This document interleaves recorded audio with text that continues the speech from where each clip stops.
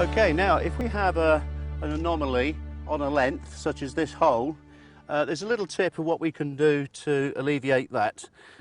We'll just widen it up a little bit using this implement, and we'll dampen the holes. It's very similar to where we made the ends up, or the bowling ends, just to moisten that up to bind. And I've made a malleable cone, which I'm going to squeeze into that hole, really firm it down,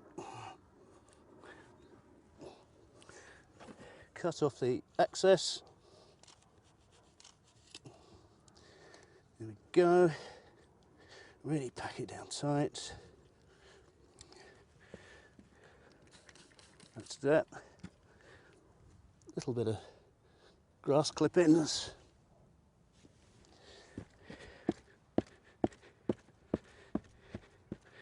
Hole's disappeared, and that will be as hard and as firm once it's dried as anywhere else. Another little tip for you.